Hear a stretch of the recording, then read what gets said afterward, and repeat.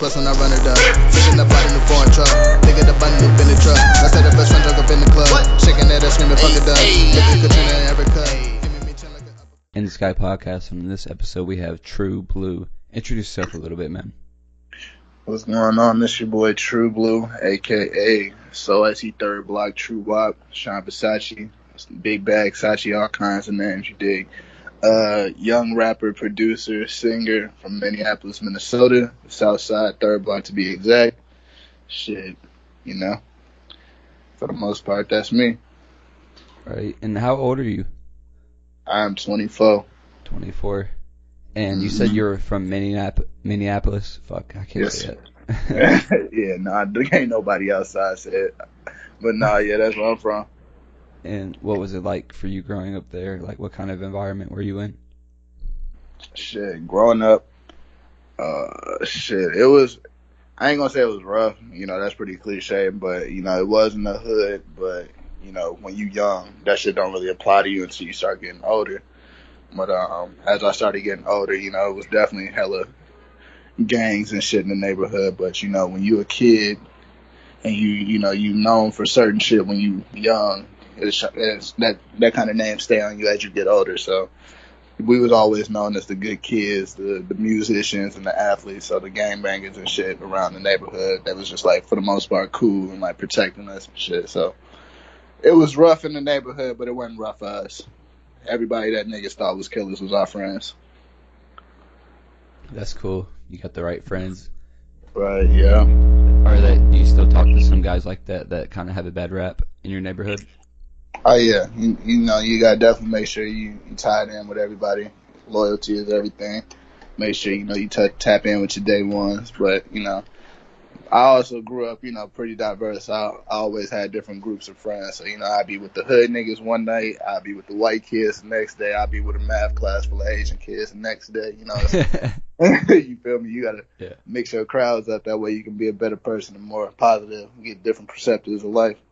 Hell yeah. So in doing that, like, what was like the most like thing that you saw about somebody and then like you hung out with someone like that and like you really felt like you misunderstood them as a whole? Shit,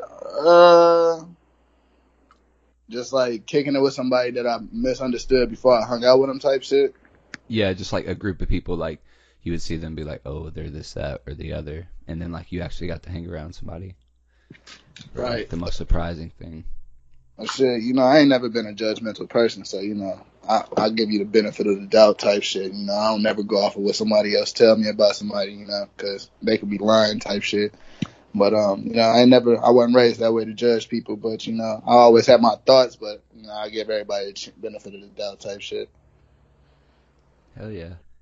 And, like, just not from where you're from, but, like, what was your specific upbringing like, if you could describe it? It was pretty good. I had my mom and my dad for the most part. You know, eventually, as time, my dad went to jail when I was a shorty.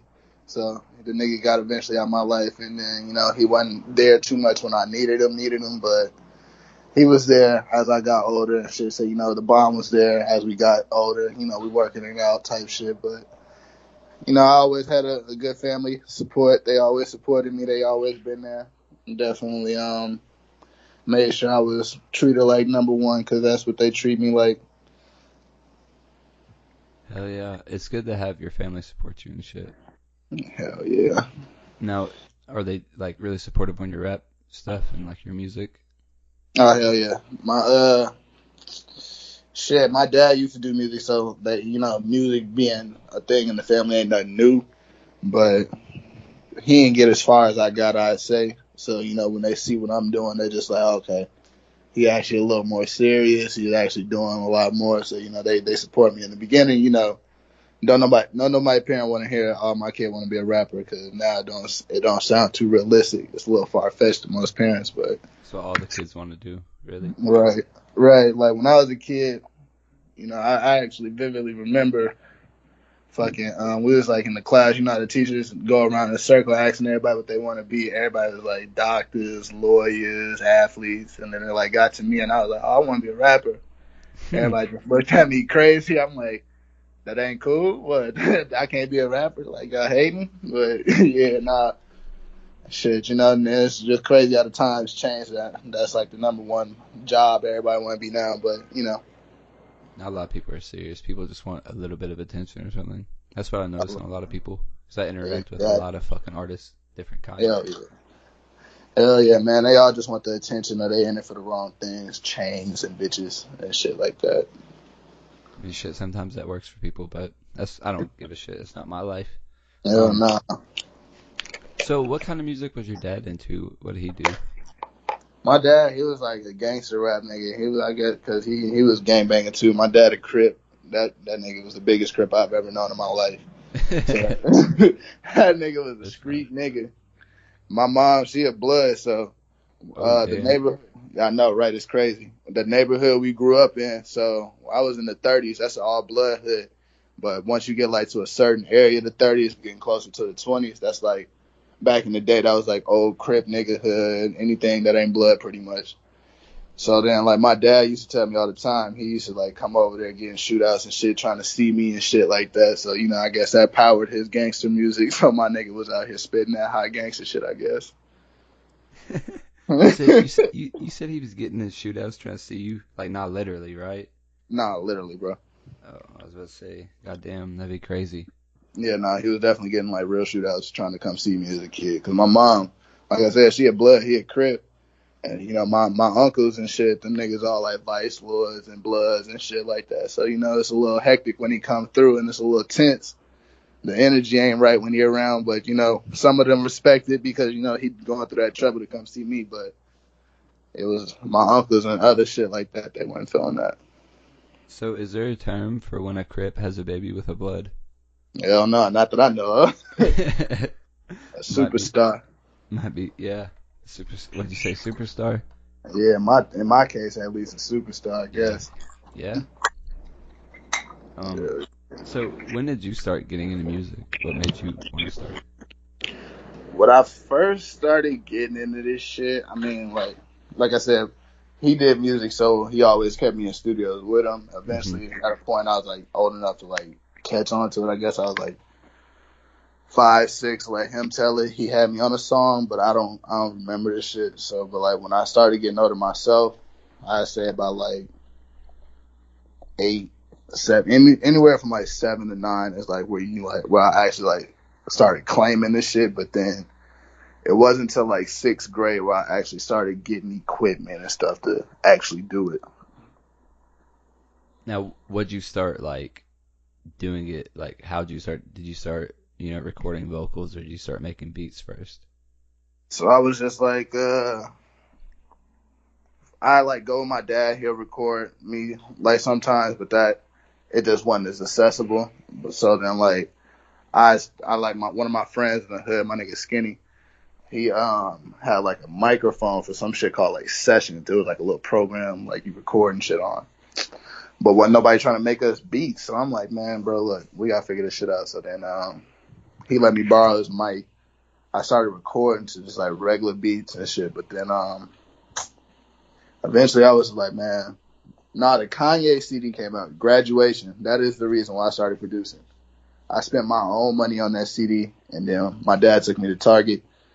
And then after that shit, I was like, oh, this nigga the GOAT. This was definitely around like the Power and all that. Well, not Power, The Good Life and all that shit. And when like him and 50 Cent was like battling for the best album and shit. So that shit was like inspiring because he was like considered the underdog at that time. Because, that was when music was actually starting to change from gangster rap to like all this cool shit. So then that was just like kind of inspiring. So I'm like, then I found out he made his own beats, and I'm like, oh yeah, the rap game sold up. That's me right there. I need to do that. Hell yeah. So like when you were doing it with your friends and shit in like 6th grade, like where did you like? When was the point you started taking it serious, or was it serious right off the bat? Oh no, it was serious off the bat because, like I said, I grew up into this shit, so it was. I just knew it was me. I tried sports. I was good at it, but I just didn't like it. It just wasn't the same feeling. I tried everything. I played like football, basketball. Shit, the nigga was kind of nice at badminton, shit like that. Just like weird sports. Badminton's fun, bro. Hell yeah, I told you, bro. We grew up with all kinds of kids. So the white kids had me on badminton. That shit was lit as hell. In their backyards and shit. My mama had a big ass net in the front yard. My uncles and them used to be cold at that shit, so we used to just go ham on badminton. My family always used to have one, but like sometimes we'd have like a cookout, and like they wouldn't take it down, and like it's storming that fucking thing, fly across the fucking county. Yep. I don't even know. Like they bought like 20 of them. Yeah, I ain't even gonna lie. I definitely done had a couple experiences like that. We definitely had to buy like 2 of them after twice for sure. Shit. So the move from Minneapolis to LA, how'd that come about, or was there any in between stops, and why?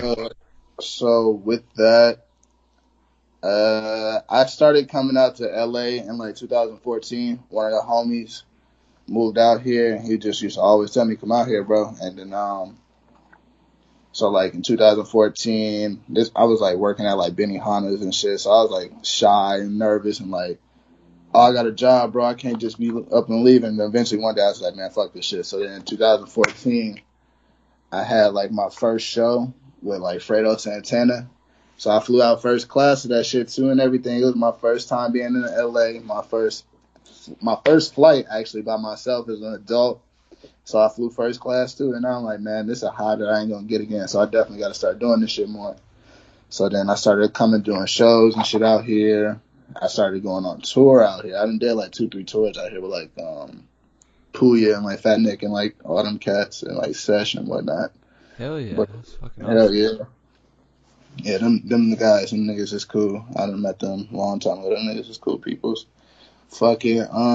But yeah, I was just like, man, this shit way easier, and it was just like a lot more opportunities and shit was like, I was doing a lot more than I was out here than I was doing back at home in like the shortest amount of time. So I was like getting high off of that shit. Like, man, look, you got to get out there. But I was, like I said, I had a job and shit back home. You know, it's your hometown. You got to move out to a new state, start over, don't know shit. So I was just like shy about that or scared, I said. And then eventually, I guess like last year, 2019, I meant 18, and August 15th is when I was like, all right, I got to do this shit. I actually, you know, give it my all because, you know, I be telling myself in my mind 30 around the corner. Don't nobody want to hear no 30-year-old rapper if you ain't already established before then. Yeah, that is true. For the most part. I mean, some people.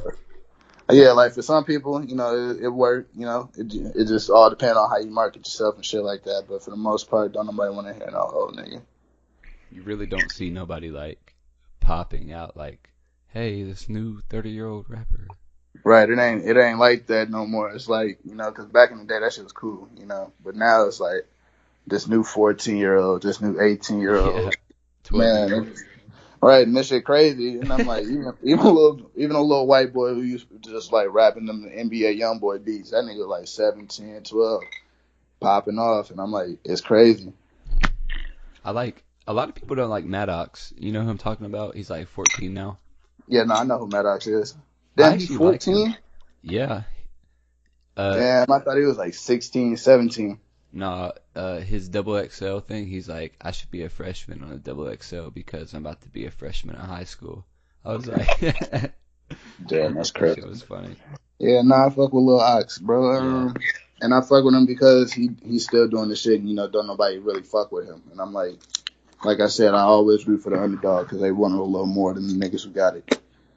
He's made so much, like, I respect him so much because he's made so much out of that. Just like one song that was kind of a meme, and then like he's made a legitimate career out of it. Like he's known. Yeah, bro, that's what I'm saying. Like I respect hustle more than anything. Like I ain't gotta like your music, but if like your hustle game is good, like if I watched you from the start turn out to who you are now, I respect you. Yeah, that's full respect to that man, Maddox.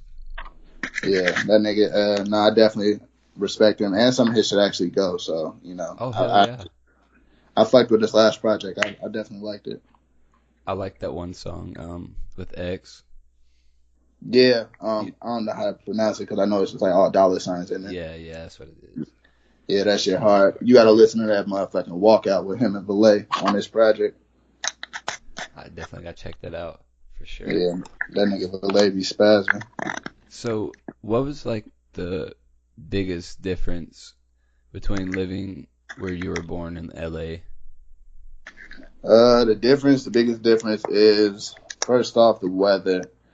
That is one of the biggest things, because in Minnesota, you wake up sometimes, it just be like real gloomy, and you just like, I don't want to do shit. I just want to stay in the house. Out here, I wake up, I just jump right on the balcony, the sun beaming, the pool water fresh, and I'm just like, oh yeah, it's opportunity out here. Let me go figure out what I'm finna do today.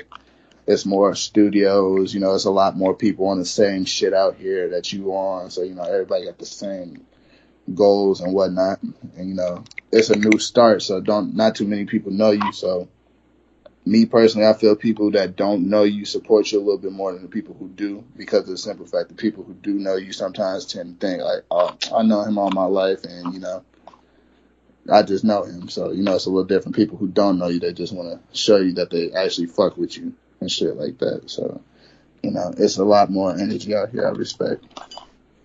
That's what I've always like kind of saw from like anything I saw from LA. Like everybody seemed like real chill and supportive, but Mm-hmm. like there does seem to be like sometimes like I'll be watching something and somebody be in LA and there's like somebody who's just batshit crazy. Like, Yeah, AWOL, bro.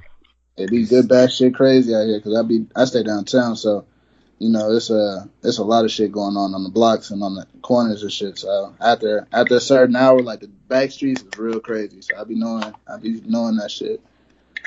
What's the craziest shit you done saw since you've been there? The craziest shit on the scene since I've been here, I think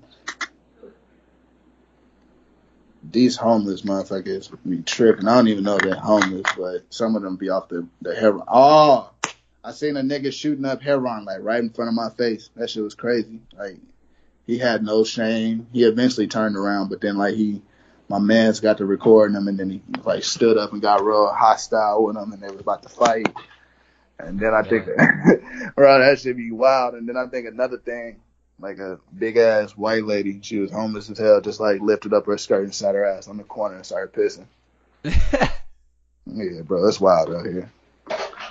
Bro, on the heroin, like I would not like try to fight that motherfucker. Like that's hepatitis. Like it's like howling at you. Like get Yeah, hepatitis. bro, that's what I was telling her. I'm like, bro, you better get the fuck back for your ass catch what he got. I'm not fucking with nobody shooting. That's crazy, bro. Hell no, I ain't fucking with nobody on no needle. People ain't got no decency. No, So, sir. so you mentioned the tour with like Fat Nick and Pouya and like shit like that. Yeah. How did you get those shows and like what was it like for you to be a part of that? So, like I said, my homie who stayed out here, shout out my nigga Nick Trevay, he was on them bills.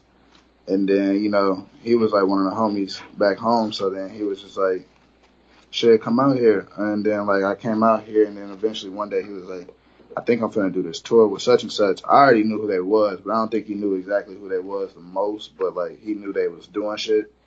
So then I was like, do that shit. He was like, I'm already finna do it.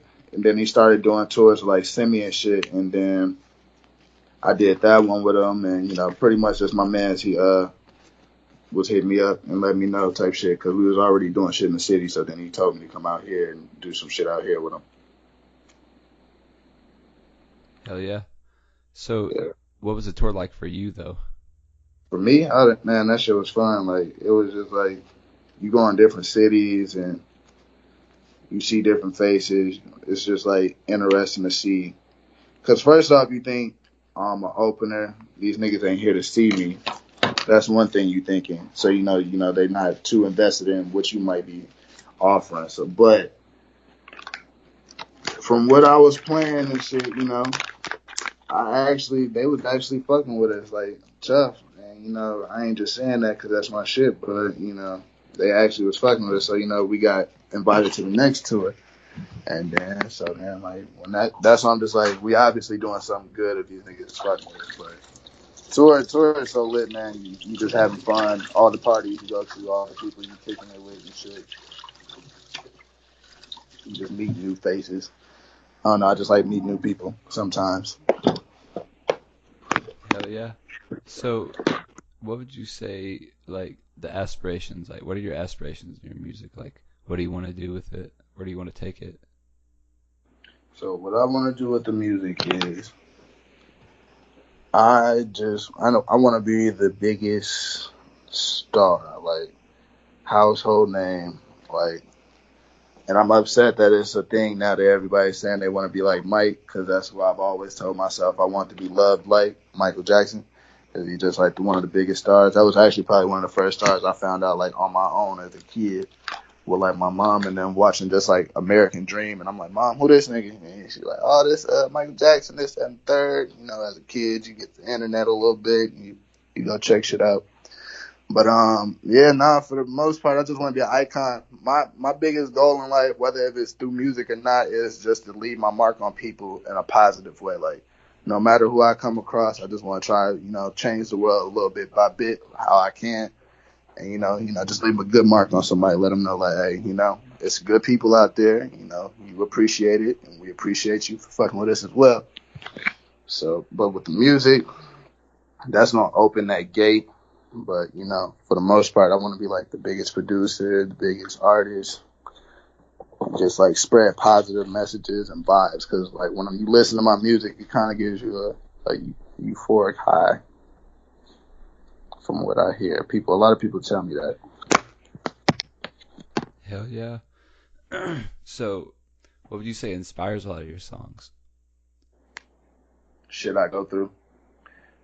So anything for the most part is what I go through. Yeah. I like nowadays, like within the last, I say since like 2017, I started like freestyling more. Like I've always like been able to like freestyle, but like now I actually freestyle more because I get more experience. So I like go out, like I can go outside and just look at some shit because, I'm in a different state now. And it's just like, all right, it's crackheads on the block, nigga licking rock. And, I just roll it off of that. And then, or I'll probably just be like, it's just like whatever I see, I can like make a story out of it. But for the most part, it's just what I go through or shit that I know I want to speak into existence. Oh yeah. So, are there any messages you want to give to the people listening? Man, shit. To the people listening, if you are listening, shout out to y'all for listening. First and foremost, I appreciate you taking your time out your day to fuck with your kid.